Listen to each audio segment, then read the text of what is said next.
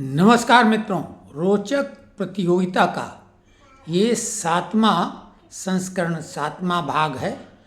आज भी 2 प्रश्न पूछेंगे जिनका उत्तर 24 घंटे के अंदर आपको देना है।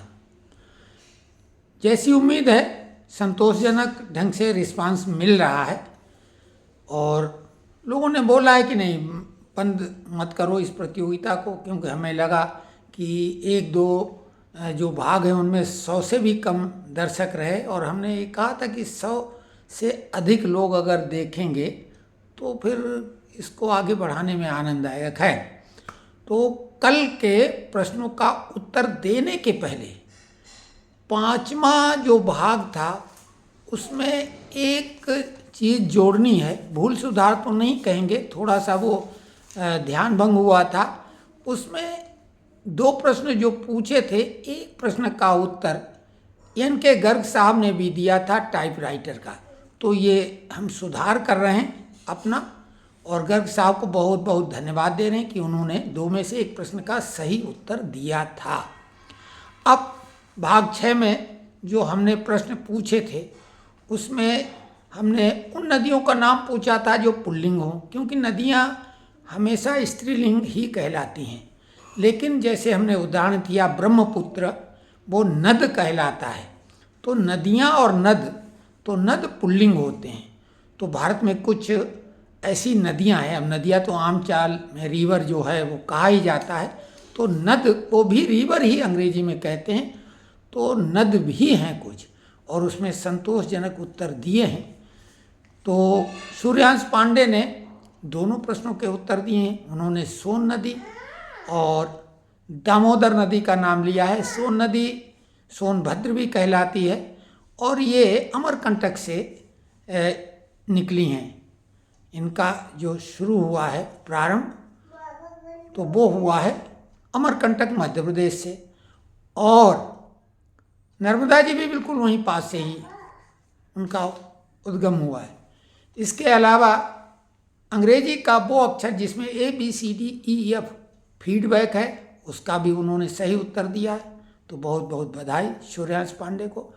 और हमेशा की तरह राजेंद्र शर्मा जी ने भी बहुत ही शानदार उत्तर दिया है। उन्होंने सोन और ब्यास नदी का उन्होंने उत्तर दिया है नद के रूप में और फीडबैक भी साथ में। और जो हमने उनको जो उन्होंने बढ़िया इसमें एक प्रतिभागी की भूमिका निर्वहन की है कि बहुत उत्साह वो दिखा रहे हैं, उनके उत्साह के लिए हमने उनको बहुत बहुत बधाई और उनकी प्रशंसा की थी, तो उसके प्रति उत्तर में उन्होंने धन्यवाद ज्ञापित किया है।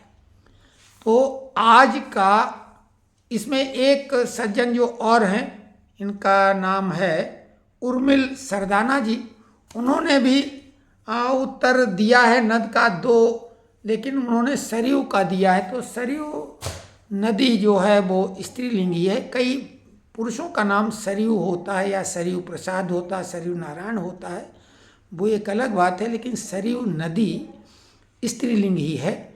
और जो उन्होंने दूसरी नदी का नाम दिया है वो सही है। दूसरी नदी उन्होंने क्या दी है, ध्यान देख के बताते हैं। हाँ, उन्होंने दामोदर नदी, ब्रह्मपुत्र तो हमने खुद बताई थी, दामोदर नदी का नाम लिया है जो झारखंड से निकली है। तो आज का प्रश्न आसान प्रश्न है और एक प्रश्न 2 हिस्से में बांट दिया है, यानी 2 प्रश्न हैं लेकिन थीम एक ही है। ऐसी कौन सी भाषा है जिसको हम खाते हैं? ऐसी कौन सी, दुनिया की पूरी भाषाओं की बात करें, ऐसी कौन सी भाषा है जिसको हम खाते हैं? और ऐसे कौन से 2 शहर हैं भारत में जिनको हम खाते हैं? भारत के ऐसे 2 शहरों के नाम जिनको हम खाते हैं। और विश्व की कोई भी भाषा ऐसी 2 जिनको हम खाते हैं, जिनका उपयोग खाने में करते हैं।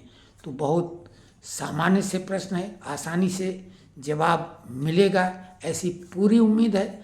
और प्रतिभागी और बढ़ जाएं तो प्रोग्राम को चालक करने की मंशा रखते हैं। समर्थन ठीक ठाक मिल रहा है, हो सकता बिहार चुनाव की वजह से थोड़ा लोग व्यस्त रहे हों, तो कमेंट्स में लिखिए कैसा लगा।